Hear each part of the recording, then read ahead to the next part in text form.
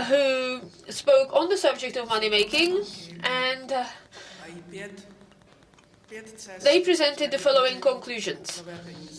Private banks have 5 options how to make new money. I mean, banknotes, coins, whatever. Makes no difference to our thinking. So option number 1, which is most frequently taken by the economy and is the issue of new money.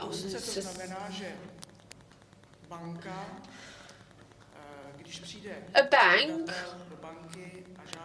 in the form of a loan. When a loan applicant comes to a bank looking for financing,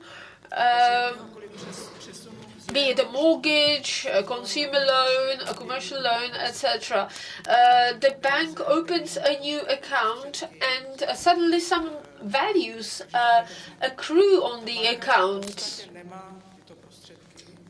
You can call it money or money units, etc.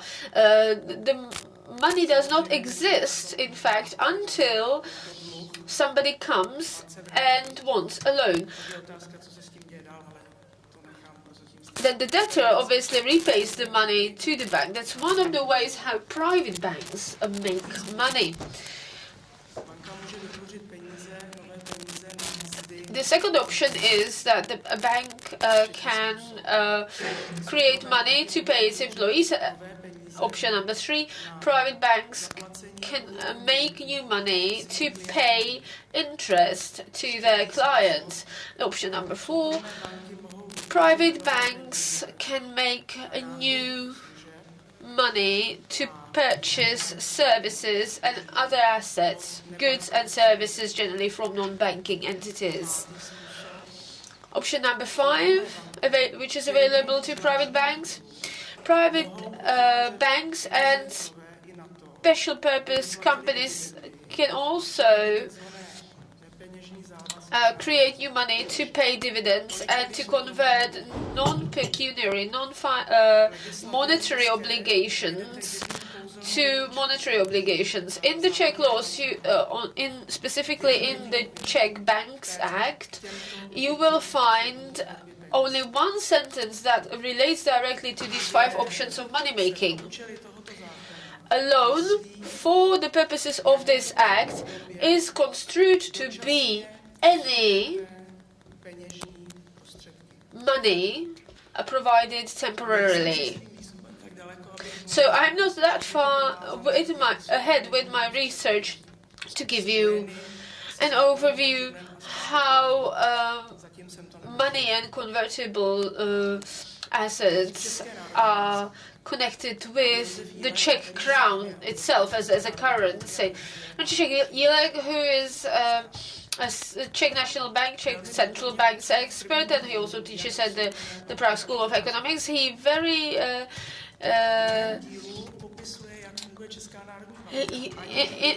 in his first section of his book gives a detailed account of these options, and then in the second part of his book in his paper which he presented at the conference, he touched on the subject of liquidity without specifically mentioning the CNB's, the Czech National Bank's role in it. The Czech National Bank, on its website and in many other resources which can be found, and also on many occasions, including the seminar organized by the Pirate Party, took a position against the statement, refuted the statement that it prints money. The Czech National Bank, in the eyes of the Czech National Bank, does not print money, but only in the narrow sense of the word, because for printing money you need a money printing machine or something of the kind, where instead the Czech National Bank creates liquidity. I dare say that this liquidity is also money, but experts call it liquidity, something that is not money. I have not followed up why this is the case. My private hypothesis is that it is called liquidity and not money because the law does not make an adequate provision for that. Even though the law does not expressly forbid this, I think that because the law does not lay a precedent, people would rather avoid the term money and use liquidity. Moreover, the word liquidity means an order of the highest convertibility. To be liquid means to have money and to convert it into anything else. But the Czech National Bank insists that liquidity is not money, which is a paradox. One word in the same field of expertise may carry two meanings like this. Josef Jílek claims that just as money is made from something. Oh, I'm sorry, I did not finish what I meant to say about the Czech National Bank. The Czech National Bank creates liquidity, which it terms as not money. I beg to differ.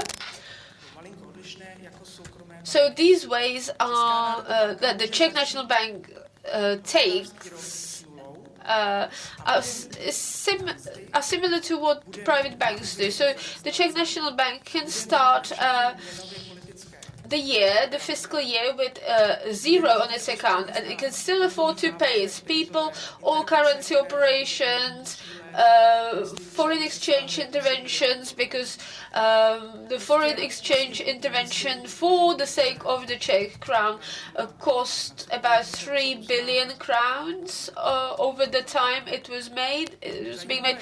So the Czech National Bank can make money for anything it wants.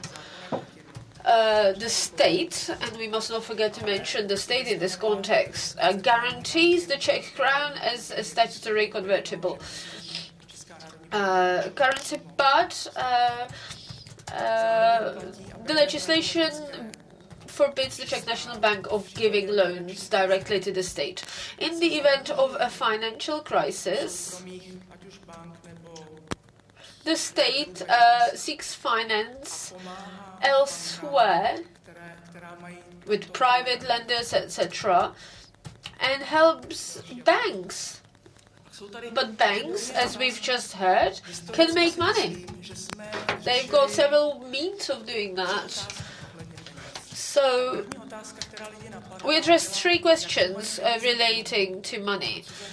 First thing that easily comes to my mind, what is the value of money and what can I get for it? It was the earliest question, or the first question. The second question, which is still on the table, is how much money should be circulating within the economy. Should it be a little more than what the market needs, or should it be just right, or should there be a shortage of money? What would be the best for the economy?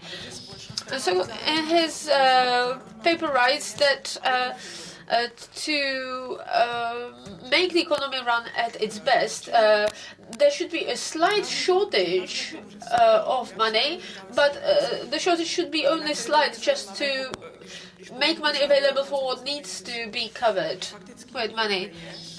Sokol also claims that the origins of money are still deeply unknown, and Jílek, in his 2-volume book over 1,000 of pages, writes that sometime in the medieval ages the banks changed the nature of money.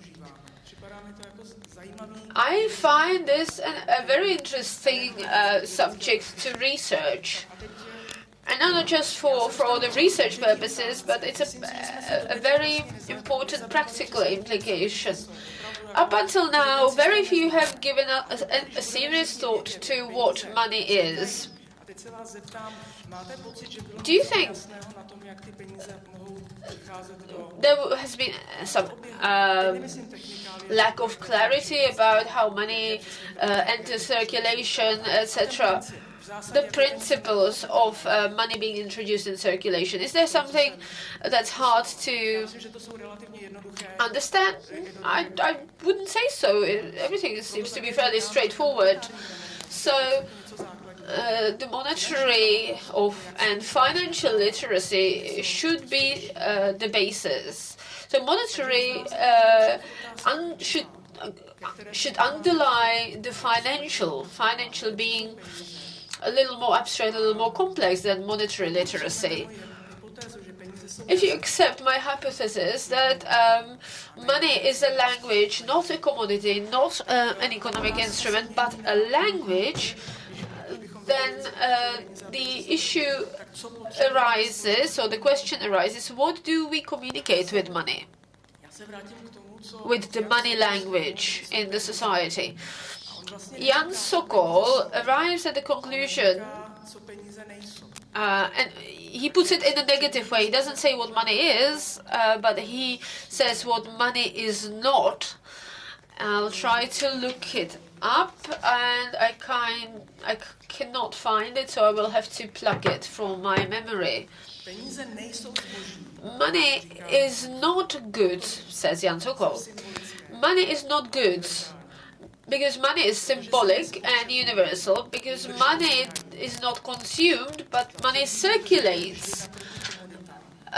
Money always goes towards the commodity, and money is not susceptible to wear and tear, because you can always replace banknotes and coins, and the economic output does not include money as well as commodities. Only because if we did include these two things, then everything would be accounted for twice. But going back to my original idea that we still don't know what money is, so we come up with all these theories what money does. I agree that money is not good. And my hypothesis is that money is a language. I've got 9 minutes left in my presentation, so I will use this time to give you some examples of why I think money is a language.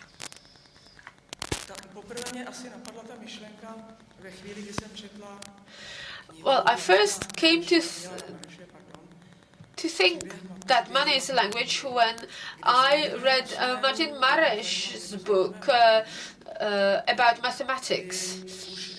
In this book, he mentions a very interesting period in history when people have already invented writing, and they started pooling their harvest together into common silos. And they needed to keep record of who put how much of which corn or commodity into the common silo. First, the records were made by means of some sticks or tokens.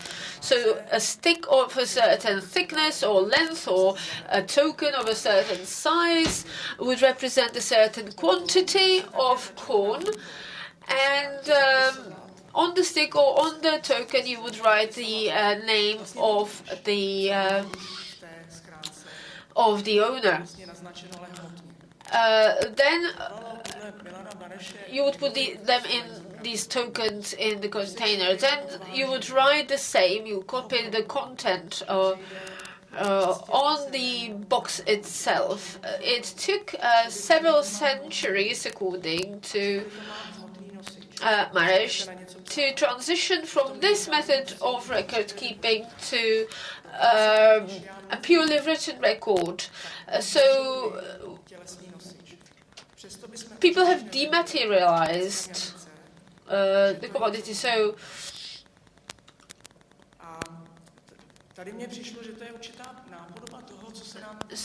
in this, I see an analogy with what has been happening with banks up until recently.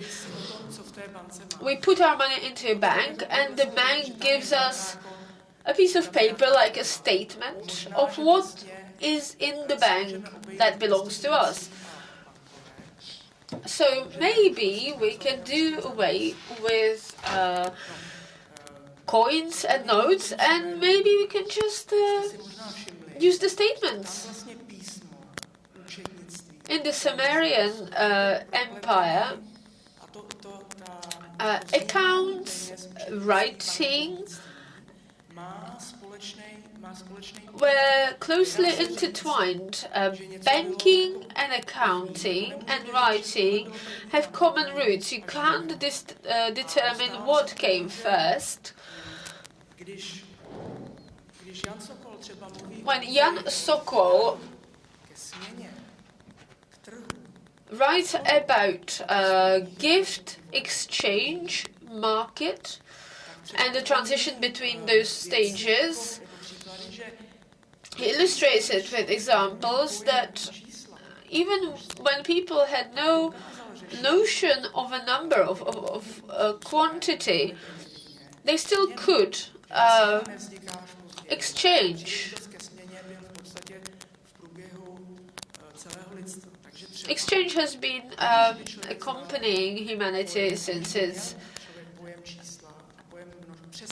early days. So without knowing the exact quantities of things, when two villages got together to exchange,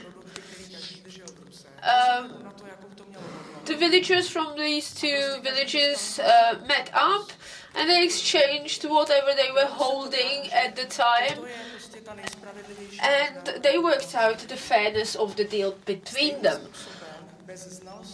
Likewise, without any knowledge of mathematics and numbers and counting, villages, when they were sending warriors to war, they needed to know how many men would come back. So they did a simple assignment. Every man leaving the village for war would take a stone and put it down at the end of the village. And when they came back, those who came back picked the stone up from the heap of stones at the end of the village and brought it back into the village. And whatever was left represented those who did not come back.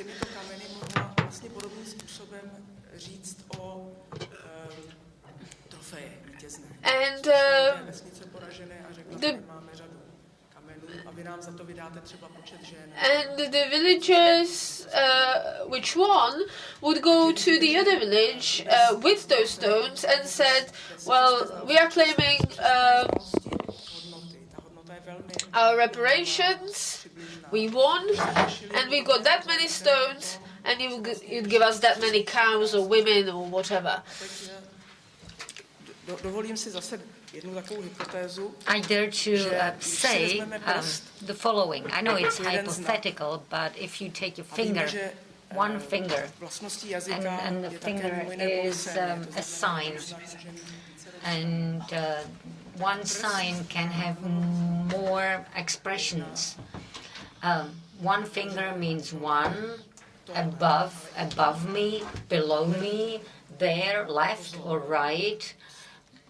Be careful, be silent. In different contexts, you can show a lot with your finger. It very much depends on the context. In Greece, for example, 1 and 0 were not considered numbers. Only later they realized. Infinity also was not considered a figure. It's not a figure, but in math you work with it. 1 and 0 were considered as true and untrue.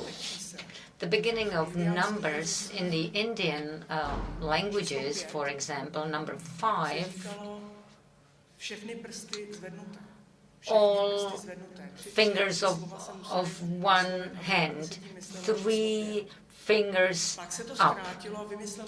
Number 5 was said, 3 fingers up. And then only later, 5 was described in one word. Later on, numerics came into the play. And of course, with 5 words condensed to one, instead of 5 fingers up, all fingers up, it became 5. Written 5, then 5 as a figure, etc. And this opened the doors to further development. And the language is very important here, because with every change with the language, you move forward, you adopt new qualities, you develop new possibilities. In Greece, for example, they had to add numericals into the alphabet. With the Latin alphabet, we've got figures now, so letters and figures. But we can also use signs for infinity. And you've got codes which exist in many different languages, so to speak. And money is language to a certain point. This is my 30th minute, so my time is up. The very last sentence from me.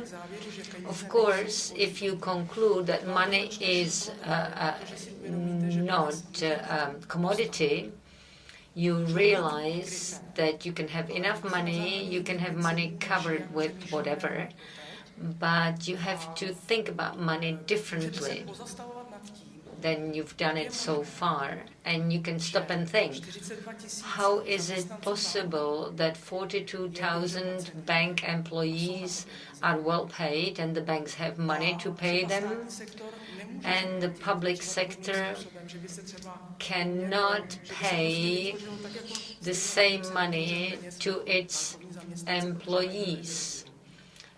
Bank employees are privileged to be paid generously. How come the state cannot do it for its own public employees? And I'm talking about private banks, public banks, or state-owned banks.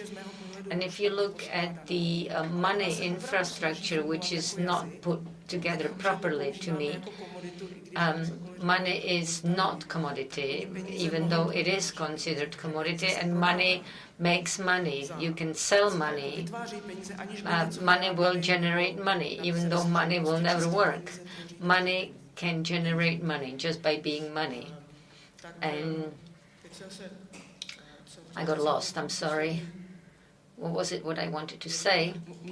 Actually, you can get to more solutions of how to tackle pension reform, how to pay people properly. There are many different solutions to the problem. You know, I raised quite a lot of questions, I know, but what I really wanted to do was to outline my hypothesis. I don't think it's a hypothesis. I think it's real, what I'm saying, but it's very difficult to deliver it in 30 minutes. But the books of economy are not aware of this, obviously. Thank you very much for your attention. Děkujeme.